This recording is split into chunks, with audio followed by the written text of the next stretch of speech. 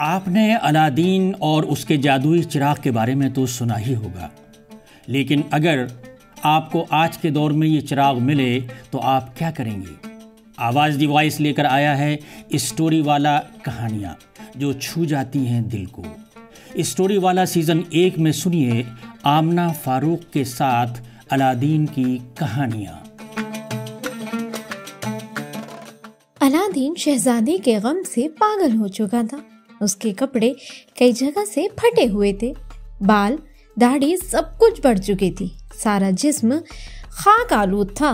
वो बहुत दुबला पतला हो गया था क्योंकि उसे खाने पीने में कोई दिलचस्पी ही नहीं रही थी। वो सिर्फ शहजादे का नाम लेकर दिन रात जंगलों में घूमता रहता। उसकी हालत काबिल रहम हो गई थी। अब कोई पहचान नहीं सकता था कि ये वही अलादीन है जो दोनों हाथों से पैसे बांटता था, जिसके कदमों तले कभी दौलत पड़ी थी। आज वो भिखारी लग रहा था। उसका चेहरा देखकर बच्चे डरकर भाग जाते और उसे पागल पागल कहकर पुकारते। वो उस पर पत्थर फेंकते थे। एक दिन अलादीन एक कुएं के किनारे बैठा सोच रहा था कि वो क्या है और उसे क्या हो गया है। इस जिंदगी से बेहतर मौत है। अगर मैं मर गया तो इस जिल्लत की जिंदगी से आज़ाद हो जाऊंगा। ये सोचकर उसने कुएं में छलांग लगा दी। उसी वक्त कुएं में जाते वक्त जादूगर ने जो अंगूठी उसे दी थी वो कुएं के पत्थर से टकरा गई। जैसे ही अंगूठी पत्थर से टकरा एक धमाका हुआ और वहां एक जिन नमूदार हुआ। जिन ने गरजदार आवाज में कहा, आका आपका क्या हुक्म है? आपका गुलाम आपकी खिदमत में हाजिर है। खुदकुशी करना आसान नहीं है। अलादीन को ये बात फौरन समझ आई। जिनको देखकर उसे उम्मीद की नई किरण मिली। डूबते हुए उसने बुलंद आवाज में कहा, मैं मरना नहीं चाहता, मुझे इस कुएं से फौरन निकालो। जिन ने फौरन कुएं से अलादीन को बाहर निकाला। अब अलादीन कुएं के किनारे खड़ा था। अंगूठी का जिन ने कहा, मालिक खुदकुशी करना गुनाह है, फिर आप ऐसा क्यों कर रहे थे?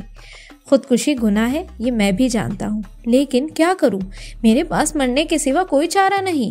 अलादीन ने मायूसी भरे लहजे में कहा, जब किसी की बेबसी में कोई सहारा ना हो तो वो भी वैसा ही करता है जैसा मैंने किया। मेरा भी कोई सहारा नहीं, इसलिए मैंने भी खुदकुशी करने का सोचा। मेरे आका आपको क्या गम है? आप बताइए, मैं आपका दुख दूर करने के लिए अपनी जान भी दे सकता हूँ। जिनकी बातों ने अलादीन को बहुत तसल्ली दी। उसने पूछा, क्या तुम बता सकते हो कि मेरा महल किसने लिया है? हाँ, जिन ने कहा, आपका महल अफ्रीका का एक खतरनाक जादूगर छीन कर ले गया है। क्या तुम मुझे वहां पहुंचा सकते हो? क्यों नहीं जनाब, मैं आपको वहां जरूर ले जा सकता हूँ। आप मेरे कंधे पर बैठिए, मैं आपको फौरन वहां ले जाऊंगा। ठीक है, तो आइए मेरे कंधे पर बैठिए। अलादीन जिन के कंधे पर बैठ गया और अलादीन जिन के साथ आसमान की तरफ उड़ गया। जिन बहुत बुलंदी पर उड़ रहा था। रास्ते में अलादीन ने जिन से पूछा, क्या तुम मेरा महल मेरे मुल्क वापस नहीं ला सकते? नहीं जनाब, ये काम मेरी इस्तात से बाहर है, जिन ने साफ कहा। सिर्फ चिराग का जिन ही ऐसा कर सकता है। मैं सिर्फ आपको आपके महल की छत तक पहुंचा सकता हूँ। ठीक है भाई, अलादीन ने कहा, तुम मुझे मेरी महल की छत पर छोड़ दो, बाकी काम मैं खुद कर लूंगा। उधर अफ्रीका में वाक़े अलादीन के महल में शैतानी जादूगर शहजादी के सामने खड़ा था और शहजादी की हमाकत पर जोर जोर से हंस रहा था। जोर जोर से हंसते हुए जादूगर ने कहा, शहजादी तुम वाकई दुनिया की सबसे खूबसूरत औरत हो। मैं तुम्हारी खूबसूरती का दीवाना हो गया हूँ। मैं तुम्हें अपना बनाना चाहता हूँ और मैं ऐसा ही करूँगा। मैं अब तुम्हारे बगैर नहीं रह सकता, लेकिन तुम हो मेरी बात समझती नहीं। तुम हर वक्त उस अहमक अलादीन को याद करती रहती हो। मेरे पास अलादीन से ज्यादा ताकत है। अगर मैं चाहूँ तो तुम्हें अभी अपना बना सकता हूँ, लेकिन नहीं, मैं ऐसा नहीं करना चाहता। मैं चाहता हूँ कि तुम अपनी मर्जी से मेरी दुल्हन बनो। मैं नहीं चाहता कि तुम्हें कोई तकलीफ पहुंचे और ना ही मैं ये चाहता हूँ कि तुम्हें कुछ करने पर मजबूर किया जाए, लेकिन मैं तुम जैसे बदमाश से शादी नहीं करूंगी, शहजादी ने गुस्से से कहा। तो फिर तू भी गौर से सुन। जादूगर गुस्से में आ गया और बोला, मेरा सब्र टूट गया, अब मैं तेरे बगैर नहीं रह सकता। अगर तू आज शाम तक मेरी दुल्हन बनने पर राजी नहीं हुई तो तुझसे मुझे जबरदस्ती करने से कोई नहीं रोक सकता। मैं वैसा ही करूंगा, गौर से सुन, ये मेरी आखिरी वार्निंग है। ये कहकर जादूगर गुस्से से महल से निकल गया। शहजादी की हालत काबिल रहम हो चुकी थी। जिस तरह जादूगर ने उसे खबरदार किया था, ये सुनकर शहजादी को लगा कि अब जादूगर उसे नहीं छोड़ेगा, लेकिन वो नहीं चाहती थी कि वो शैतानी जादूगर उसके जिस्म को छुए। लेकिन अब शायद वो उस जादूगर को ना रोक सके। सके। इसलिए शहजादी ने सोचा कि अगर वो खुद को बचाना चाहती है तो फिर जान देना पड़ेगी। अगर वो मर जाए तो ही अपनी पाकीज़गी को बचा सकती है। ये सोचकर शहजादी ने अंगूठी के हीरे को चाट कर मरने का फैसला किया। वो अभी इन्हीं सोचों में गुम थी कि उसे छत पर आवाज आई। शहजादी ने जैसे ही आवाज सुनी तो अचानक उसे ख्याल आया कि उसका शौहर अलादीन आया है। वो फौरन पागलों की तरह भागी और छत पर पहुंच गई। दूसरी तरफ छत पर उतरने के बाद अलादीन ने अंगूठी के जिन की मदद से खौफनाक शक्ल वाले इंसान का रूप धार लिया था। उसने जादूगर को धोखा देने के लिए शक्ल इख्तियार की थी। शहजादी छत पर एक खौफनाक शक्ल वाले आदमी को देखकर चीख पड़ी। वो फौरन मुड़ी और भागने लगी। तभी पीछे से आवाज आई, नूर महल, भागो मत, ये मैं हूँ, तुम्हारा अलादीन। शहजादी आवाज सुनकर वहीं रुक गई। अलादीन ने शहजादी से कहा कि जब तक मैं यहाँ हूँ तुम्हारा एक बाल भी बांका नहीं होने दूंगा। क्या तुम मुझे बता सकती हो कि जादूगर ने चिराग कहाँ रखा है? वो चिराग अपने कुर्ते की जेब में रखता है मेरे सरताज।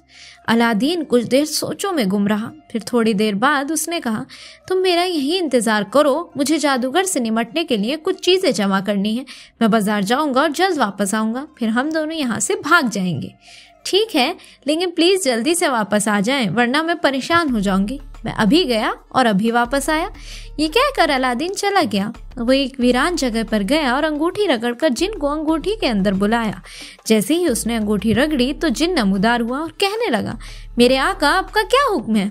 मुझे फौरन बाजार ले चलो, अलादीन ने हुक्म दिया। चंद लम्हों में जिन अलादीन के साथ बाजार पहुंच गया।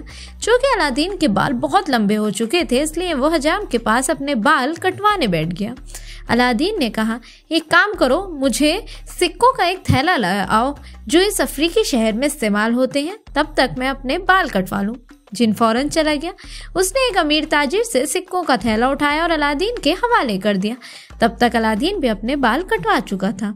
इन सिक्कों से अलादीन ने एक शानदार लिबास खरीदा और नहाने के बाद उसे पहन लिया। अब वो अफगानिस्तान का वही शहजादा अलादीन लग रहा था। ये सब करने के बाद उसने जिन से कहा, अब मुझे वापस मेरे महल की छत पर ले चलो।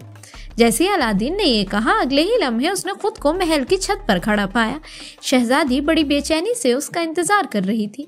वो फिर भागी और अलादीन के गले लग गई। अलादीन ने अपनी जेब से जहर का एक पैकेट निकाला जो उसने बाजार से खरीदा था और शहजादी को देते हुए कहा, ये जहर का पैकेट है शहजादी, से अपने पास रख लो। अब तुम्हें ड्रामा करना है। ड्रामा? कैसा ड्रामा? जब वो शैतानी जादूगर शाम को तुम्हारे पास आए तो तुम्हें ऐसा करना चाहिए जैसे तुमने उसकी शादी की पेशकश कबूल कर ली हो। जादूगर ये जानकर खुश होगा। तुम्हें जादूगर से कहना है कि मैं तुम्हें अपने हाथ से शराब का प्याला दूंगी, क्योंकि मैं उस वक्त वहां छिपा रहूंगा। इसलिए जब वो तुम्हारे हाथ से शराब पीना शुरू कर दे तो तुम्हें उससे डरने की जरूरत नहीं है।